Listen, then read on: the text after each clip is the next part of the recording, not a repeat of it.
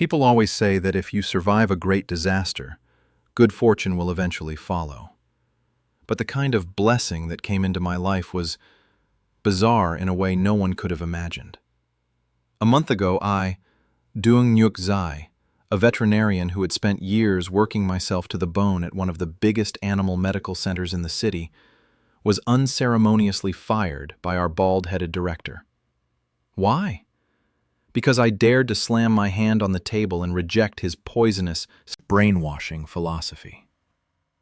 A true healer must have the heart of an angel, he always preached.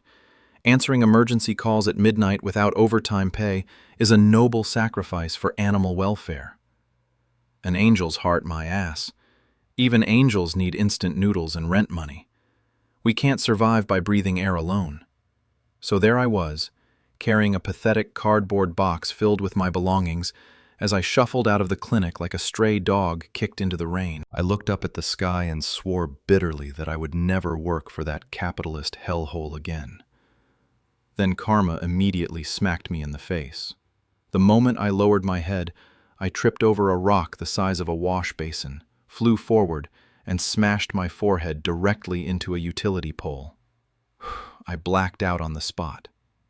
When I woke up in the hospital, I discovered I hadn't transmigrated into a princess, nor become some wealthy heiress with a magical system waiting to assist me. Instead, my veterinarian brain had apparently received a terrifying software update. I could hear animals' thoughts. Yes, literally. Any animal within a 3-meter radius, or any creature I touched, would flood my mind with a chaotic avalanche of thoughts, emotions, complaints, and commentary. At first, I thought the concussion had permanently damaged my brain. But after a week of testing, I realized it was real. Very real. Using the compensation money from my wrongful termination lawsuit and the tiny savings I had accumulated from years of overwork, I decisively moved back to my old neighborhood. Better to own a shabby little shop than continue being a corporate hunting dog. And so, I opened a small pet clinic combined with a grooming and rescue center. I even gave it a ridiculous name, the Talkative Pet Shop. At the time, I imagined my future would be peaceful and healing, surrounded every day by innocent little furballs full of unconditional love. Reality quickly proved how naive I was, because the animal kingdom was not filled with angels. It was filled with drama queens, gossip addicts, foul mouths, narcissists, and complete lunatics. Monday morning, 9 o'clock. I was bent over the grooming table, trimming the fur of a brown poodle while trying not to stab myself with the scissors. Poodles were supposed to be elegant, intelligent dogs. The bastard in front of me, however, had the soul of a greasy playboy. Shorter on the sides, sis. Yeah, push it higher. Don't cut the bangs too much. Sweep them diagonally for that mysterious bad boy vibe. Its shrill voice echoed clearly in my head.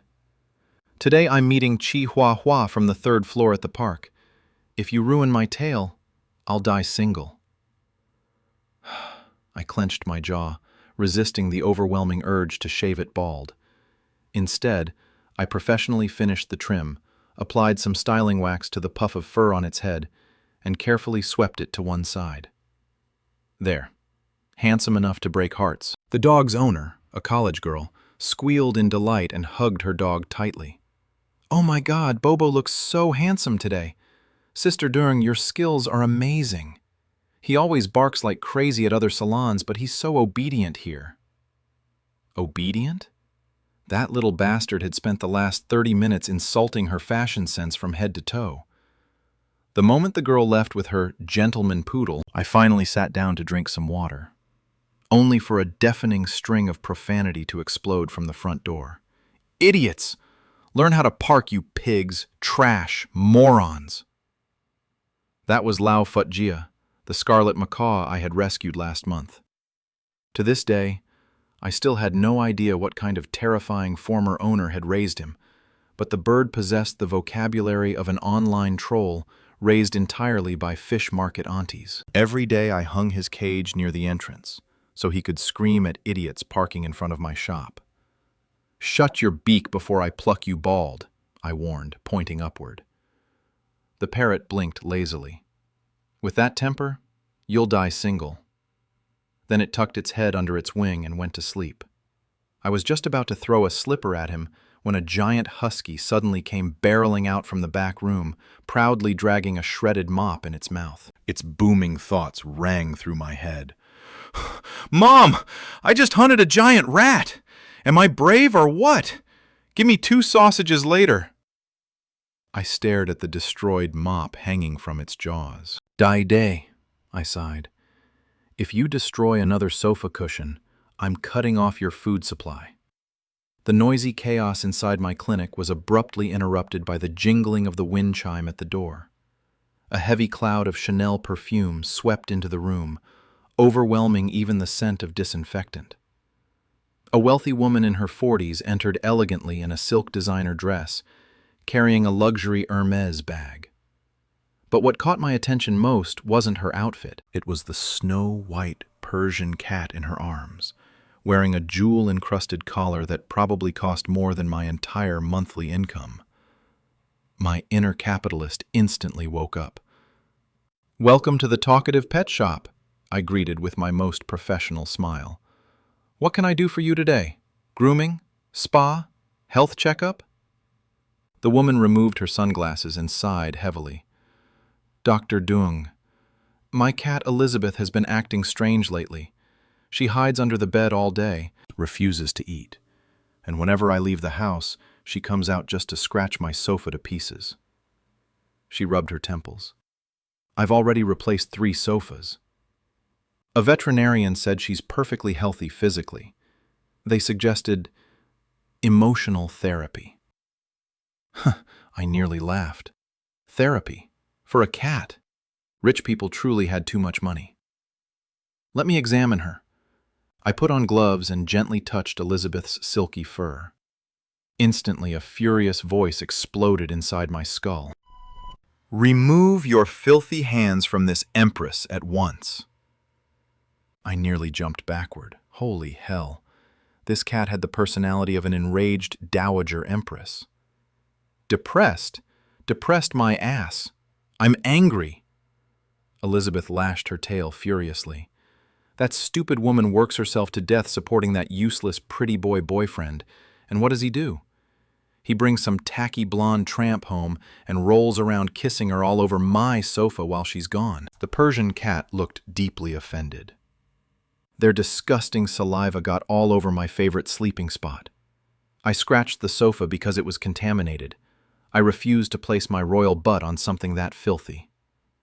Then she sneezed dramatically. "And tell this woman to stop drowning herself in perfume. I can barely breathe." I froze.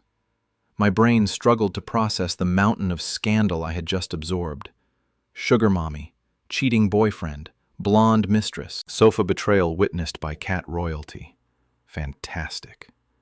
Now came the difficult part. How exactly was I supposed to expose someone's affair through cat telepathy without sounding clinically insane? After a few seconds of thought, I activated what I called fake spiritual master mode. I slowly removed my gloves and narrowed my eyes mysteriously. "Madam, do you believe in spiritual energy?" The rich woman blinked. "What?" I sighed gravely. "Elizabeth isn't depressed, but cats possess extremely sensitive sixth senses, especially toward contaminated energy." Her expression shifted immediately. "Contaminated energy?" I nodded solemnly. "Particularly in your living room. Recently, while you've been away, someone with extremely unpleasant energy has been entering your home." I paused dramatically. "A woman." The rich lady's face turned pale. I continued softly. "Elizabeth seems especially disturbed by bright yellow energy, something flashy, artificial, perhaps blonde hair?" The woman's expression darkened instantly. The fish had taken the bait. A few minutes later, she slammed a thick stack of cash into my hands and stormed out of the clinic, radiating murderous intent. Meanwhile, Elizabeth curled elegantly atop the examination table. This empress has successfully purged the concubine. I burst out laughing and opened the premium tuna pate. Your Majesty deserves a reward. Elizabeth stayed at my clinic for the entire afternoon like a retired empress enjoying exile in a countryside palace. She occupied the softest cushion in the shop, demanded imported tuna pate every 2 hours, and refused to let any animal come within a 1-meter radius of her royal territory. The only creature she tolerated was Hak Bao, probably because the retired police dog carried himself with the same grim dignity as an old imperial general. At one point, Dai Day the husky tried to approach her while wagging his tail enthusiastically. "Pretty kitty? Want to be friends?" Before he could finish, Elizabeth slowly lifted one paw and looked at him with pure disgust. Another idiot. Dai Day immediately slammed on the brakes and whispered nervously into my mind. "Mom, why does this tiny white thing feel scarier than the police?" Hak Bao snorted from beside the door. "Because unlike you, she actually has a brain." The husky looked deeply wounded. That evening, just as I was about to close the shop, my phone suddenly rang. Unknown number. I answered lazily while counting the day's earnings. "Hello?" A woman's furious roar nearly shattered my eardrum. "Dr. Dung!" I instantly pulled the phone away from my ear. It was the rich lady. And judging by the murderous energy leaking through the speaker, someone's funeral was probably being arranged. "I caught them," she hissed coldly. "Oh, I came home early and found that shameless bastard half naked in my living room with that blonde witch." I silently lit a candle for the poor cheating boyfriend. "The sofa?" I couldn't help asking. There was a terrifying pause. Then, "I burned it." "You burned the sofa?" "I burned everything." Her voice became frighteningly calm. The sofa, his clothes, his gaming computer, even the ugly slippers he left by the bathroom. I swallowed. Women in love were terrifying. Rich women in love were nuclear weapons.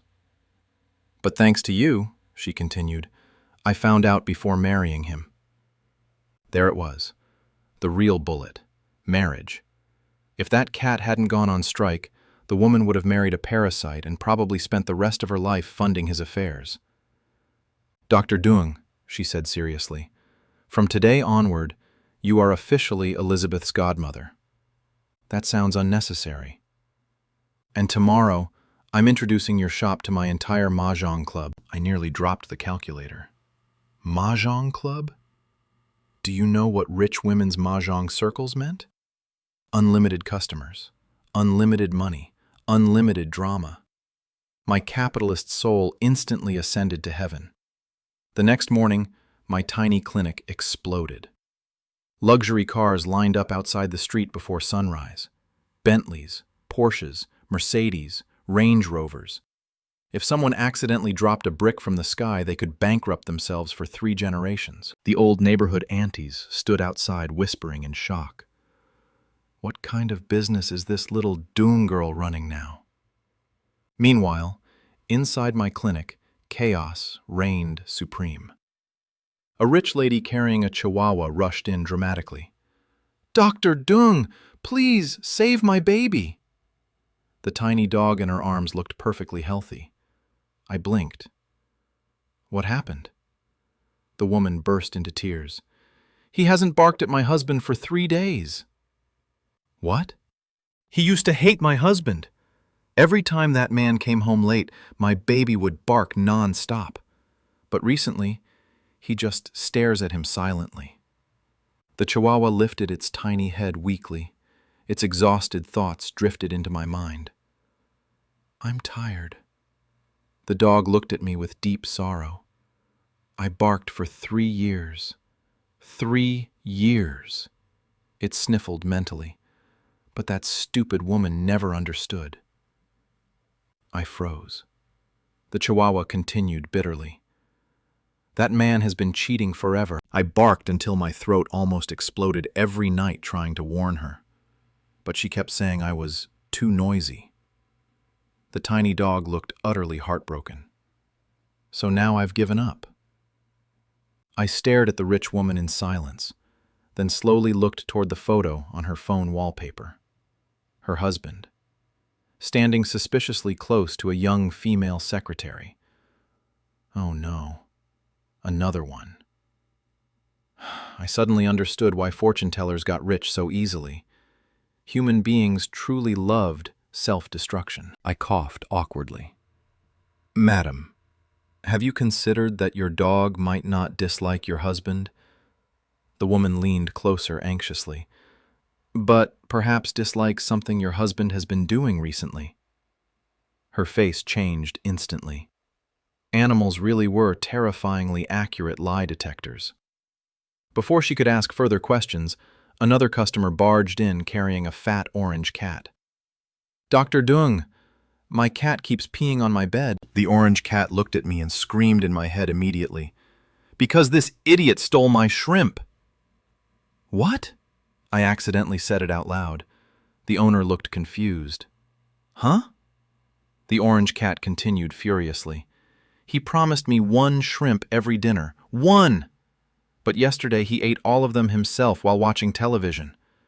The cat's rage shook my skull. So I peed on his pillow. Justice was served. I rubbed my temples. My clinic no longer felt like a veterinary center. It felt like a courtroom for furry criminals. By noon I had solved 1 cheating scandal, 2 inheritance disputes, 3 cases of emotional damage caused by stolen food, and a hamster who hated jazz music. I was mentally exhausted. Even hearing human voices started giving me a headache. I finally collapsed onto the sofa holding a cup of milk tea. Maybe I should start charging consultation fees by emotional trauma level.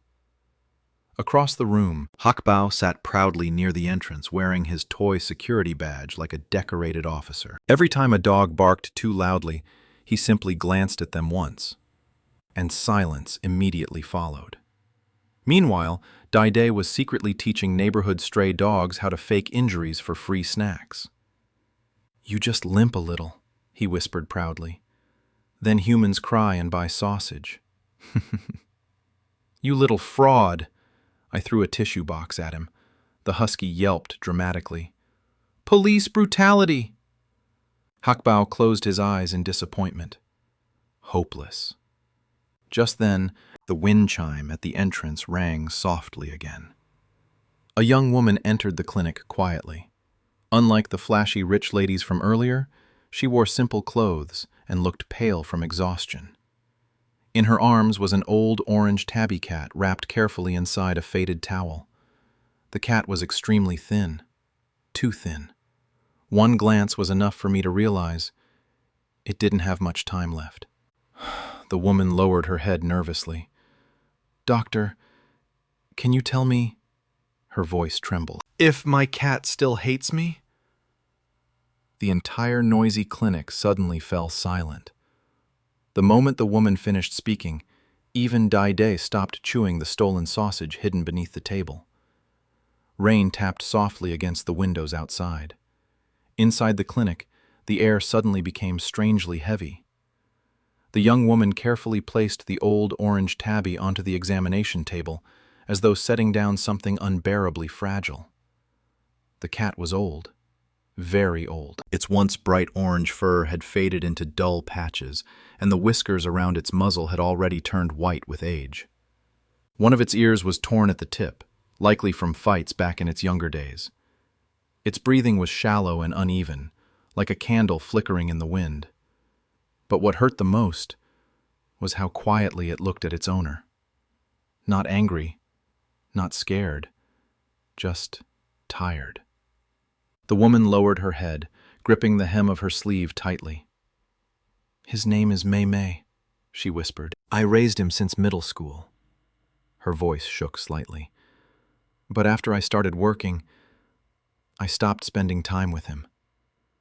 The woman forced out a bitter laugh. At first I thought he was just being clingy. He kept scratching my bedroom door at night, meowing non-stop whenever I came home late. Her eyes gradually reddened. I got annoyed and yelled at him a lot. The old cat slowly blinked. The woman continued in a hoarse voice. Last month, I moved apartments because work got too busy. I even considered giving him away because I thought taking care of him was troublesome. She bit her lip hard. But the day I packed my luggage, he suddenly collapsed. Silence filled the room. My friend said he's probably too old already. Her fingers trembled as she gently stroked the cat's thin body. But before he dies, I just want to know. Tears finally slid down her cheeks. Does he still hate me? I quietly put on my gloves and reached out to touch the old cat's head. The moment my fingers brushed against his fur, a weak, elderly voice echoed softly inside my mind. So noisy. I froze slightly. The cat's thoughts drifted slowly, like an old man speaking in his sleep. This girl cries too much. Mei opened his cloudy eyes halfway and looked at his owner. She still looks exactly the same as when she was little. My chest tightened. The cat continued quietly. When she was 12, she secretly shared half her sausage with me under the dinner table because her mother said stray cats were dirty. A faint warmth entered his voice. She used to hug me every night while doing homework. The woman sniffled beside me, completely unaware of the memories flooding my mind. Mei's thoughts became slower. Then she grew up. His breathing weakened slightly. She started coming home later and later. At first, I waited by the door every night. The old cat's tail twitched faintly. But humans are strange. They always say, next time. Next time I'll play with you. Next time I'll rest. Next time I'll come home early. His voice carried no resentment, only exhaustion. I scratched her door because I missed her. I cried at night because I wanted to sleep beside her again. A long pause followed, then softly. But she looked so tired every day. The old cat slowly closed his eyes, so I stopped bothering her. My throat suddenly tightened painfully. Mei let out a tiny sigh. She's still such an idiot, though. The woman beside me broke down completely. I'm sorry. I'm sorry. She buried her face into her hands and sobbed uncontrollably. I realized then, without noticing, I had spoken some of the cat's thoughts aloud. The clinic remained silent except for her crying. Even Lao Fut Jia lowered his head quietly on the perch. Hak Bao sat motionless by the door like a silent guardian. And Dai De, for once in his life, didn't say anything stupid. The old orange cat slowly lifted one trembling paw. The woman immediately grabbed it carefully with both hands. Mei. The cat's weak thoughts echoed one last time inside my head. Don't cry anymore. You finally came home. The woman pressed her forehead against his tiny paw and cried so hard her shoulders shook. At that moment, I suddenly understood something. Animals never truly cared about luxury food, or expensive toys, or giant houses. The thing they treasured most was simply being remembered, being loved, being chosen again and again by the person they had already devoted their entire life to. A few minutes later, the woman finally calmed down enough to ask softly, Dr. Durng, can he still recover? I looked down at Mei, quietly resting on the towel. The old cat's body was already reaching its limit. His organs were failing from age. No medicine in the world could stop time forever. But I gently covered the cat with a warm blanket. He's tired, I said honestly, but right now, what he needs most, I glanced toward the woman, is for you to stay with him. The woman nodded desperately through tears. I will. This time there was no hesitation in her voice. No next time. No delay. Just certainty. I walked into the back room and returned with a small heated cushion normally reserved for recovering rescue kittens.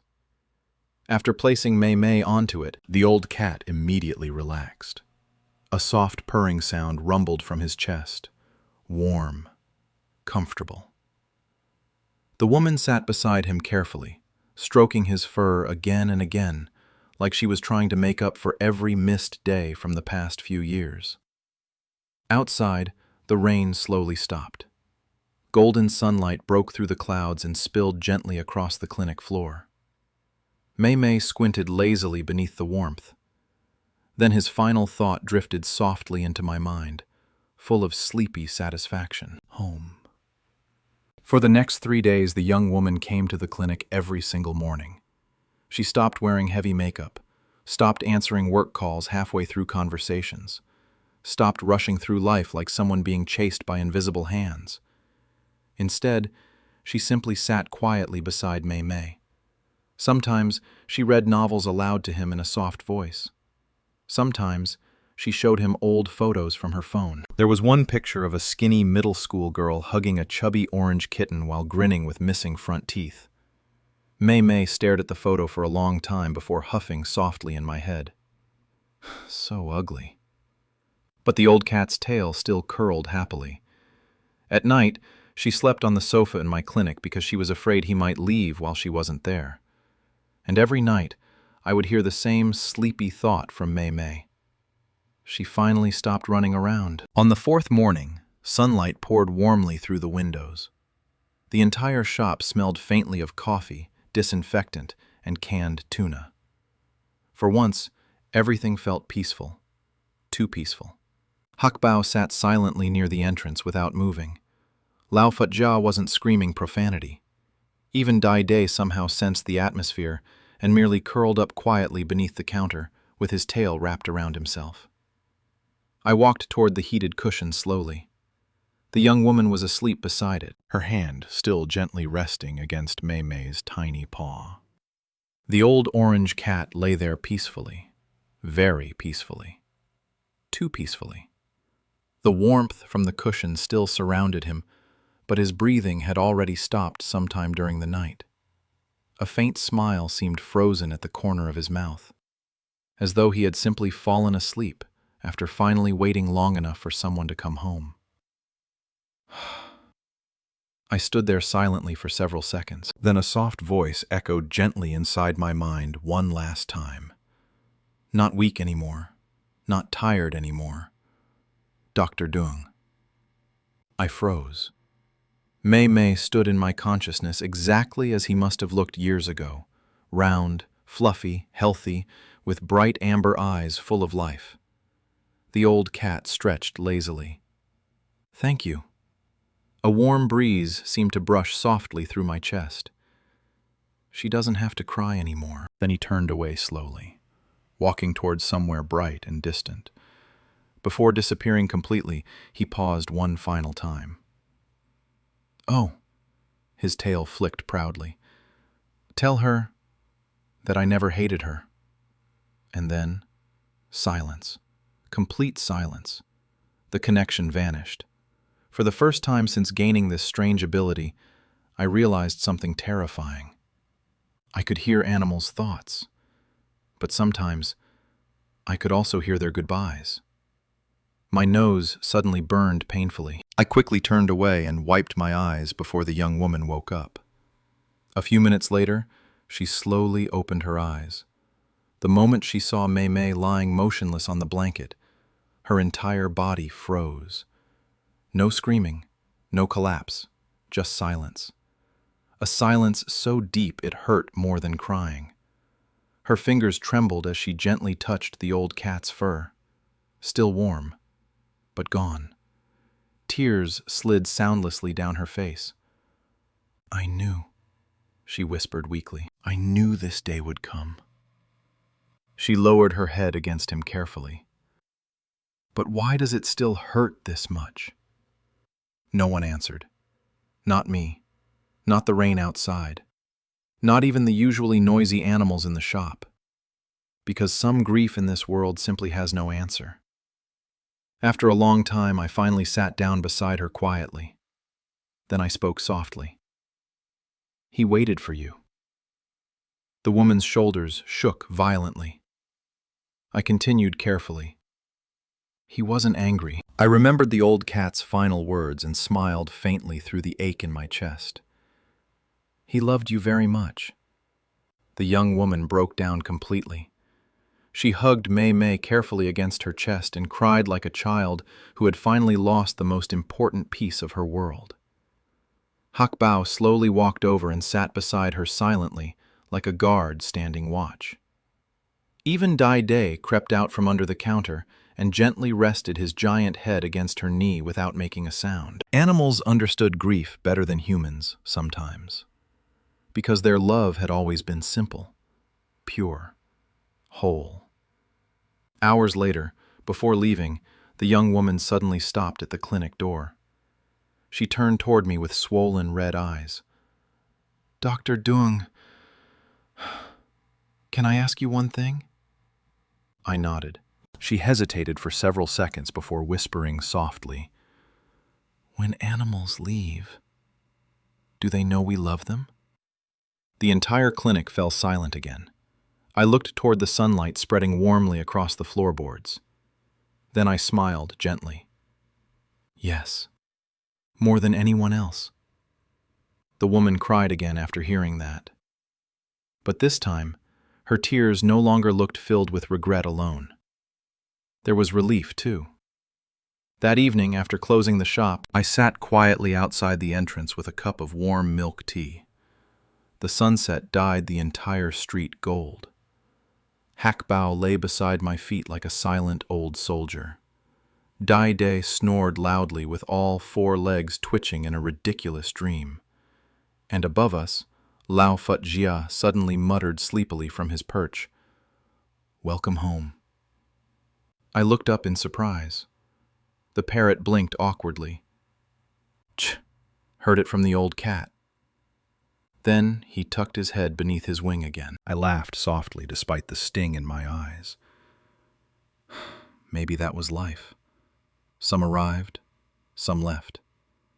But every small creature that had once loved you would always leave tiny paw prints behind in your heart. And perhaps that was another form of forever. A week after Mei Mei passed away, life at the talkative pet shop slowly returned to normal. Or at least, to whatever version of normal existed in my disaster-filled little world. The rich ladies continued arriving daily with luxury handbags and emotionally unstable pets. The neighborhood stray dogs still gathered outside every afternoon to listen to Dai Day brag about imaginary battles. And Hak Bao remained as strict as ever, patrolling the shop with the seriousness of a retired military commander guarding national secrets.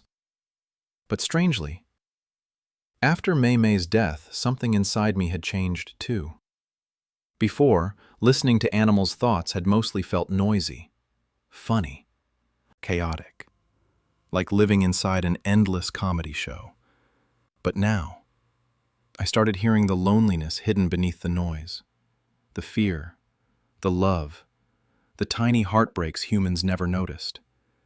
And once you heard them, you could never pretend not to. One quiet afternoon, while I was trimming a Pomeranian's fur into a ridiculous peach-shaped haircut, the wind chime above the door rang softly again. "Welcome." I looked up automatically, then paused. A little boy stood outside the clinic entrance. He looked around 7 or 8 years old, tiny, thin, wearing an oversized school uniform jacket even though the weather wasn't cold. Rainwater dripped from the edges of his sleeves. In his arms was a filthy cardboard box. Inside the box was a black, stray kitten. The kitten was so small it could barely lift its head. One of its front legs was twisted unnaturally, and dried blood matted the fur near its stomach. The little boy stepped inside nervously. "Big sister doctor," his voice trembled. Can you save it?" I immediately put down the scissors. "What happened?" The boy lowered his head.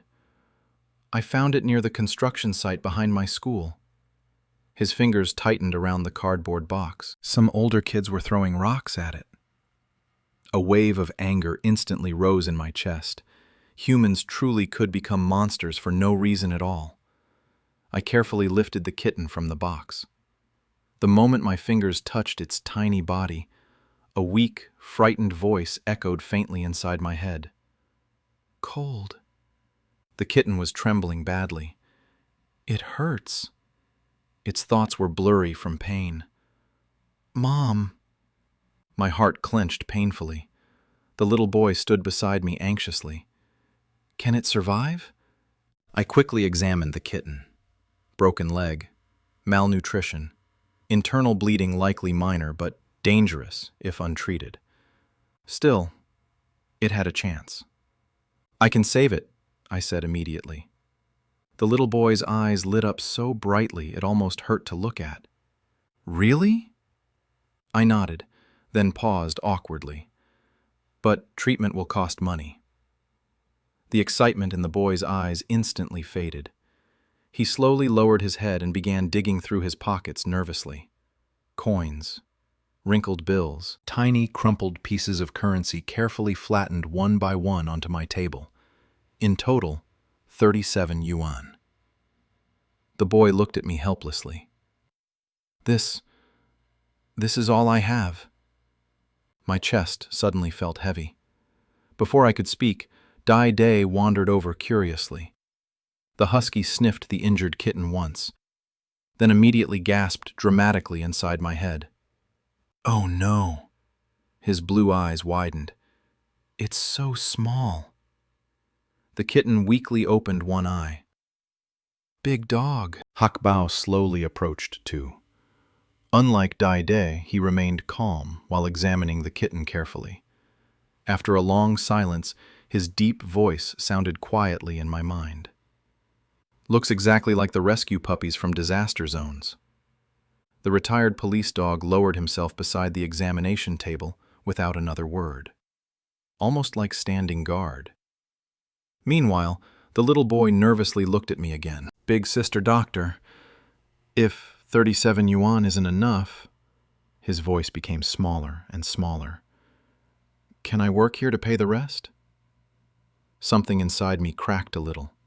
Children and animals, the two creatures least capable of surviving cruelty, yet somehow always the ones forced to face it first.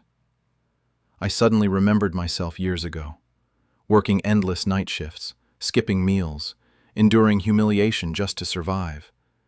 Back then, no one had helped me either. I sighed deeply, then flicked the boy lightly on the forehead. Ow! Who told you veterinary clinics only accept money? The boy blinked blankly. I pointed toward the storage room.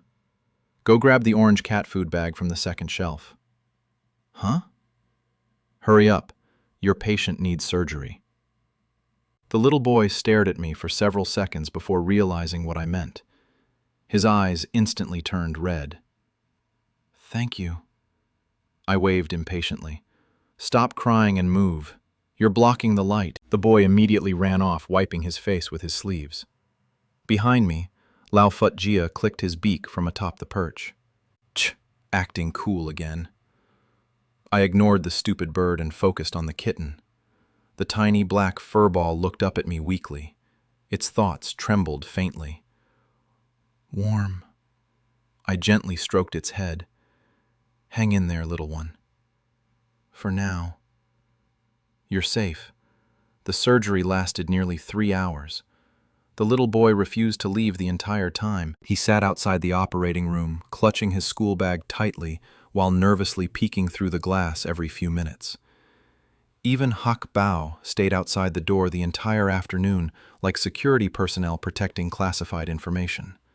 As for Dai Day, that idiot somehow became emotionally invested halfway through and started pacing dramatically around the clinic. Will the baby survive? Why is life so cruel? Dr. Mom, save the child! I nearly threw surgical scissors at him.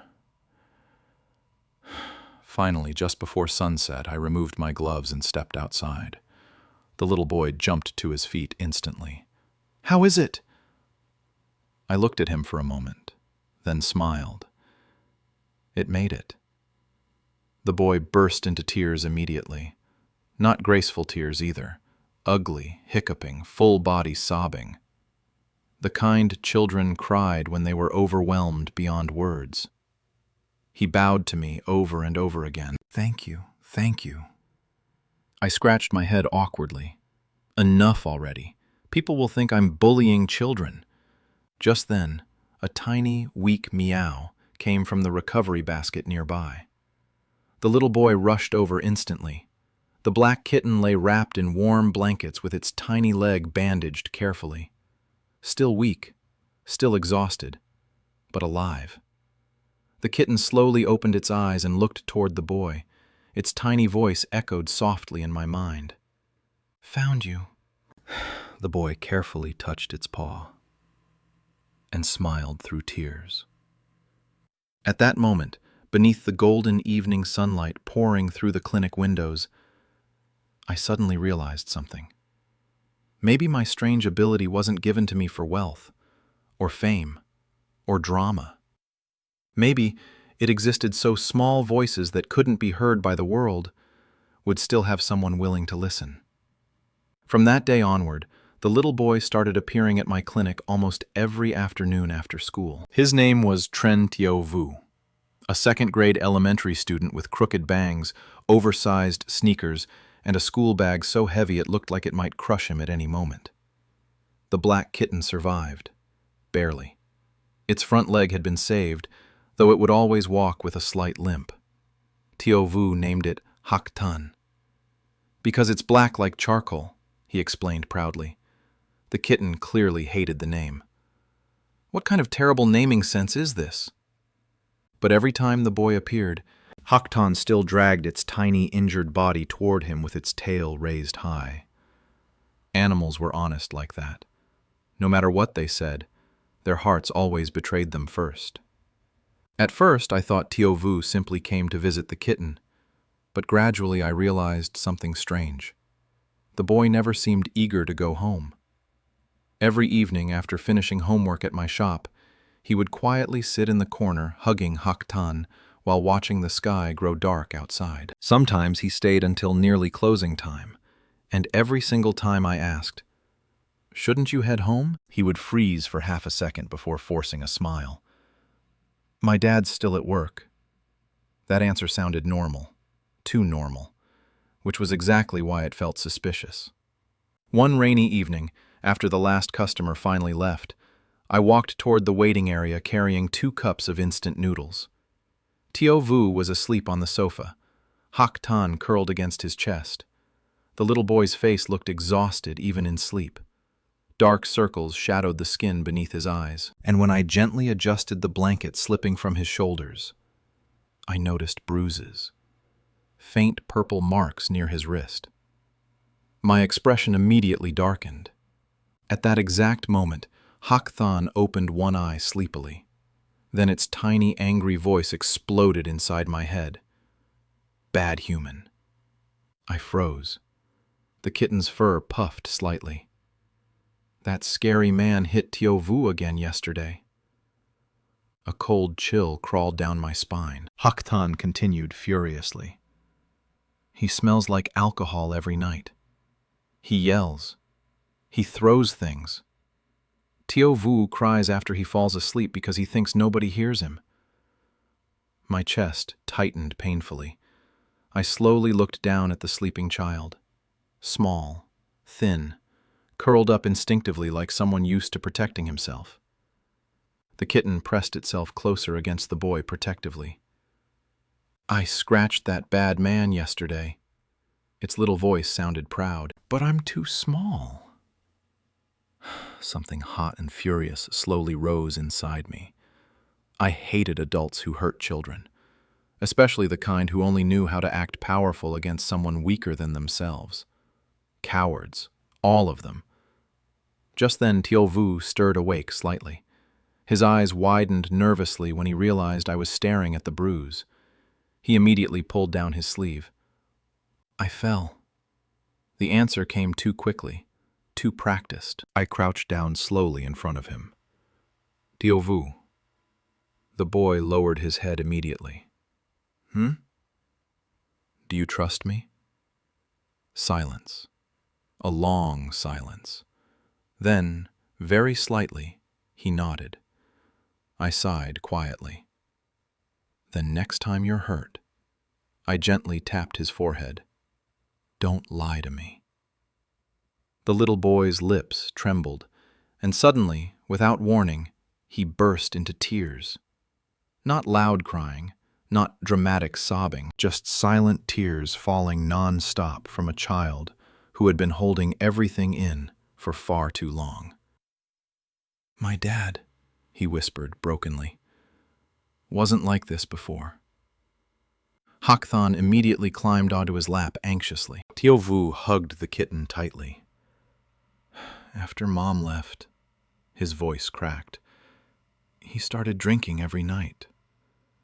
He keeps saying I'm troublesome, that I look too much like her. Each sentence felt like tiny knives stabbing into the room. I try really hard to stay quiet. The boy wiped his eyes desperately. I wash dishes. I clean. I don't ask for toys anymore. But his shoulders shook violently. He still gets angry. No one spoke for several seconds. Even Dai stopped chewing midway through stealing food from the counter. Hakbao slowly stood from near the entrance. The retired police dog walked toward the boy silently before sitting directly beside him. Steady, protective, reliable. The kind of presence that made people feel safe without needing words. Tiovu looked at Hakbao blankly. The big German shepherd gently nudged the child's arm with his nose. His deep voice echoed calmly inside my head. Puppies aren't supposed to live in fear. My throat tightened. Children really weren't that different from abandoned animals sometimes. Both learned far too early how to stay quiet to survive. I took a deep breath, then stood up. Tiovu. The boy looked at me nervously. I grabbed my coat from the chair. Tonight, we're going somewhere. Huh? I smiled coldly. To teach your father how to behave like a human being. Immediately, Dai leaped up excitedly. Are we going to fight? Laofut Jia screeched from above. Beat his ass! Hooligans, I muttered. Meanwhile, Hakbao calmly walked to my side like a veteran officer preparing for duty. Rain poured heavily outside the clinic windows again. The city lights blurred beneath the storm, and for some reason, I had a very strong feeling. Someone was about to regret their life choices tonight.